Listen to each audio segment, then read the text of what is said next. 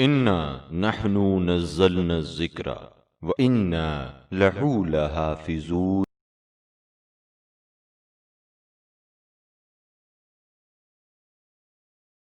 بہت سارے دین ہیں، بہت سارے فرقے ہیں، کوئی مسلم ہے، کوئی غیر مسلم ہے، غیر مسلموں میں مختلف مذاہب ہیں، کوئی کسی خدا کو مانتا ہے، کوئی اپنے خدا کو کس طرح سے ڈیفائن کرتا ہے۔ مسلمانوں میں مختلف فرقے ہیں، اور جب بھی مشکل آتی ہے تمام کے تمام فرقے، ادیان، دین یہ اپنے لحاظ سے دعا کرتے ہیں۔ لہٰذا آسمانی ادیان میں دعا کے بارے میں کسی بھی قسم کی کوئی بحث کی گنجائش نہیں ہے۔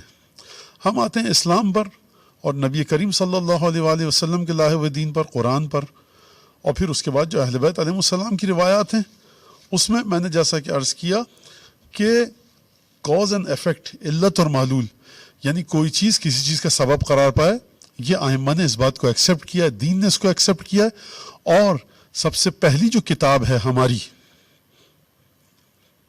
اصول کافی، یعنی جو کسی انسان نے لکھی ہے، ائمہ کی احادیث کو منتخب کر کے اور چن کے اور اس میں جمع کیا ہے۔ ویسے قرآن کے بعد ہم کہتے ہیں کہ اخت القرآن، یا قرآن کے بعد جو چیزیں ہیں وہ ائمہ کی کتابیں جیسے صحیفہ سجادیہ، نہج البلاغہ یا مصحف فاطمہ، میں اس حوالے سے بات نہیں کر رہا۔ جو انسانوں نے لکھی ہے اس میں سب سے پہلا چیپٹر جو شیخ کلانی رضوان اللہ تعالیٰ علیہ نے نقل کیا ہے، ائمہ علیہم السلام اور رسول خدا صلی اللہ علیہ وآلہ وسلم کی احادیث کی روشنی میں، وہ ہے کتاب العقل والجہل۔ یہاں جہل عقل کے مقابلے میں آیا ہے۔ عقل یعنی ناپ تول کر کام کرنا، یعنی سمجھ بوجھ کے مطابق کام کرنا، اور عقل کی بہت ساری ڈیفینیشنز ہیں۔ پہلے چیپٹر اصول کافی کا یہ تھا جو یہاں پر جس کا پورا درس گزر چکا اور تدریس ہوئی تھی الحمدللہ، اور یہاں پر ہمارے دوست ہیں انہوں نے آڈیوز کی ریکارڈ بھی میرے خیال سے کی ہے۔ تو اس میں سب سے پہلے عقل ہے، کئی طرح کی عقل ہے، ایک دین کے سلسلے میں عقل، دنیا کے سلسلے میں عقل، حتیٰ یہاں پر ائمہ کی طرف سے یہ حد چیز بھی آئی ہے کہ ترک التجارت ہے، جو شخص بازار میں مارکیٹ میں بیٹھنا چھوڑ دے، تجارت کرنا چھوڑ دے، یہ کیا ہے؟ یہ عقل کو لے کر چلی جاتی ہے، ختم کر دیتی ہے۔ یعنی خود ائمہ اس بات کو سمجھ رہے ہیں، مان رہے ہیں، اپنے چاہنے والوں کو پیغام دے رہے ہیں۔ تو یہ جو تمام کی تمام چیزیں ہوئیں، اس میں کوئی روحانی علاج بتا رہا ہے، قرآن کے ذریعے، دعاؤں کے ذریعے، زیارت عاشورہ، زیارت وارثہ، صلوات کثرت سے پڑھیں، استغفار کریں، صدقہ دیں، خیرات دیں، قربانی کریں۔ اس کے ساتھ ساتھ ائمہ نے جو ہمیں سیرت سے ملتا ہے سمجھایا ہے، وہ کاز اینڈ ایفیکٹ کو مانیے، اور کاز اینڈ ایفیکٹ کو مان کر احتیاطات کیجیے۔ کاز اینڈ ایفیکٹ مطلب یہ چیز فلاں چیز کا سبب قرار پاتی ہے، تو جہاں تک ہو سکتا ہے بری چیزوں کے اسباب سے ہم بچیں تاکہ ان بری چیزوں کے مسببات سے ہم بچ سکیں۔ یہ ائمہ نے اس طرح سے اس کو بیان کیا ہے۔ اور اب جو چیز ہمارے اختیار سے باہر ہے، پہلی چیز دعا آ کر اس جگہ کو کور کرتی ہے جو ہمارے اختیار سے باہر ہے۔ دوسری چیز جو ہمارے اختیار میں بھی ہے، دعا آ کر اس اختیار کے ذریعے جو ہم کام کر رہے ہیں اس کام میں اثر اور تاثیر کو دعا ڈالتی ہے۔ اب یہ ایک لمبی چوڑی گفتگو ہے لیکن میں صرف اشارہ کر رہا ہوں۔ لہٰذا میں لوگ کہہ چکے ہیں کہ آپ ذرا نصیحت کریں مومنین کو یہ سب باتیں، تو نصیحت میں وہی کروں گا جو شیخ کلانی نے عملی نصیحت کی سب سے پہلی کتاب ہے کتاب العقل والجہل۔ دعا کیجئے کہ خدا ہم سب کو محفوظ رکھے، مملکت عمان کو، جہاں جہاں لوگ بستے ہیں، انسان جہاں بستے ہیں، ان کو اس بری بلا سے محفوظ رکھے ہوئے چل رہا ہے سلسلہ، اور مومنین، مومنات، مسلمین، مسلمات، ان سب کو دور رکھے۔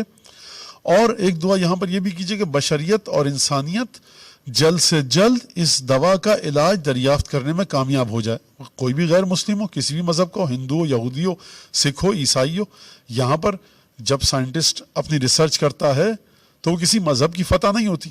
مثلا مثال کے طور پر فرض کیجئے کوئی مسلمان اگر اس دوا کا، اس مرض کا توڑ دریافت کر لے، اس مرض کا علاج دریافت کر لے، تو آپ کہیں گے مسلمانوں کی فتح ہوئی؟ نہیں۔ اگر کوئی عیسائی دریافت کر، آپ کہیں گے عیسائیوں کی فتح ہوئی؟ نہیں۔ یہ بشریت کی فتح ہے۔ بشریت کو خدا نے عقل دیا ہے، بشر کو عقل دیا ہے۔ دین کون سا سچا ہے، کون سا جھوٹا ہے، کس دین میں کیا خرابی ہے، کس دین میں کیا خوبی ہے، یہ بحث کرنے کی جگہ دین کے متون اولیہ ہیں، ریفرنس بکس ہیں۔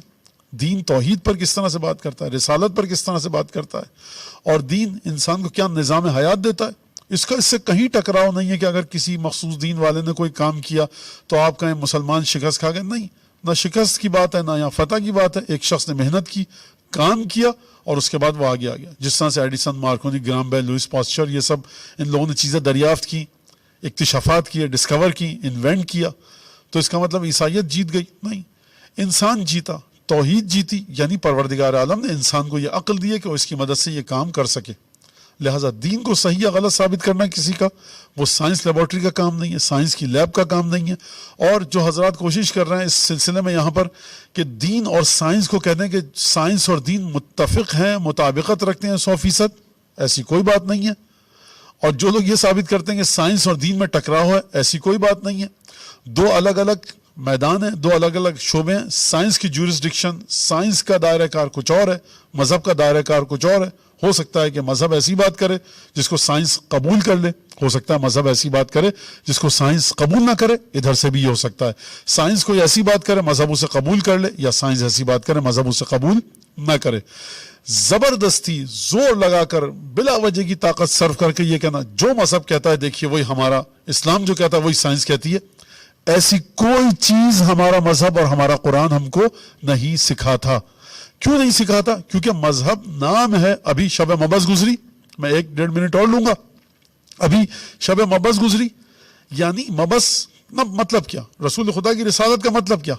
حقائق جس طرح سے ہیں وہ جوں کے تو نازل ہو گئے ہیں۔ سائنس کا مطلب کیا؟ ایکسپیریمنٹ۔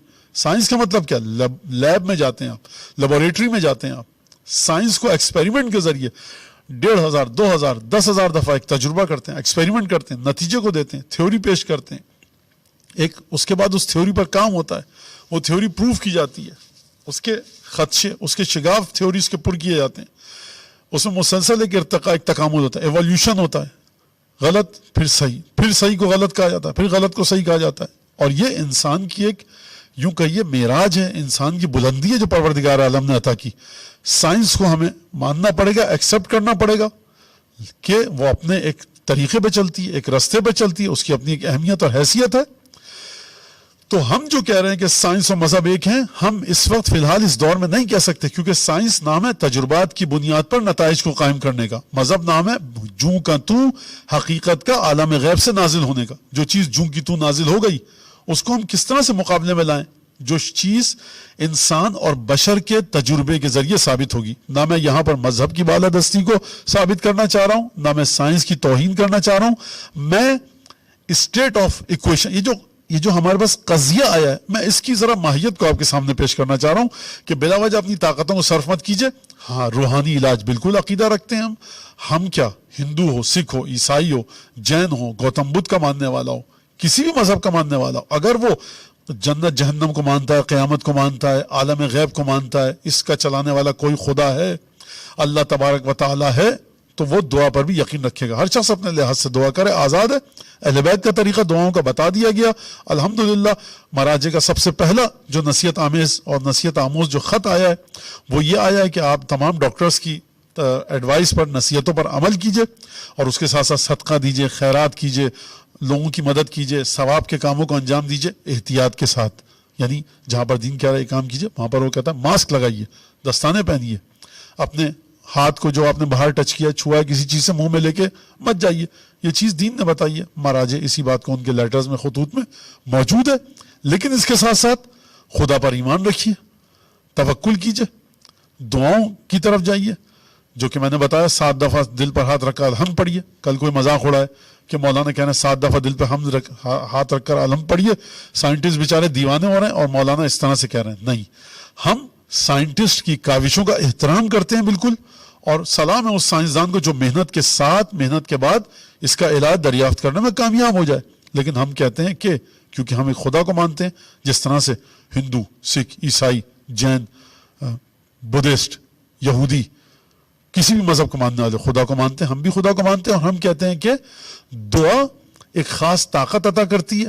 اگر آپ دعا کے سب سے نچلے درجے پہ بات کریں تو دعا آپ کو ڈٹرمنیشن دیتی ہے، دعا آپ کی روح میں ایک طاقت کو دیتی ہے، دعا آپ کے مورائل کو بلند کرتی ہے، اسپریچولی، مورلی آپ کے اندر ایک ایسی طاقت پیدا کرتی ہے کہ جو آپ مشکلات کا مقابلہ کرنے کے لیے تیار ہوتے ہیں۔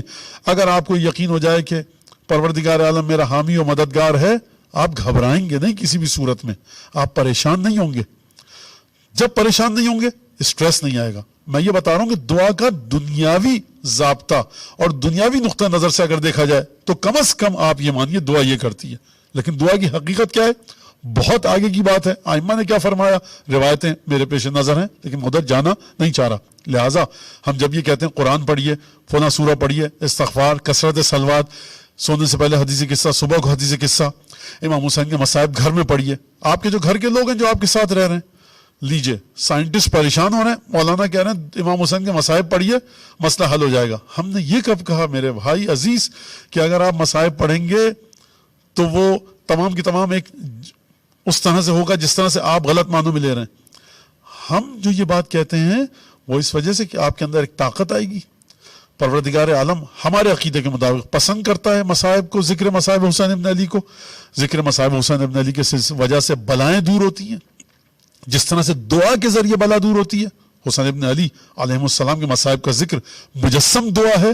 لیکن ہم جب یہ کرتے ہیں تو ہم اس کے ساتھ ساتھ ان سائنٹسٹ حضرات کے لیے بھی دعا مانگتے ہیں کہ وہ جو پروسیس اور پروسیجر لمبا ہو رہا ہے جلد سے جلد مختصر ہو اور وہ اس کا علاج دریافت کرنے میں کامیاب ہو جائیں. یعنی ہم خدا پر بھی یقین رکھتے ہیں، اسی وجہ سے ہم سائنسدانوں کی ذہانت پر بھی ہم کو یقین ہے کہ یہ اس خدا جبار نے، اس خدا منان و حنان و قیوم نے اور حی نے یہ چیزیں عطا کی ہیں سائنٹسٹ حضرات کو کہ جس کے ذریعے وہ جلد از جلد علاج کو دریافت کرنے میں کامیاب ہو جائیں گے.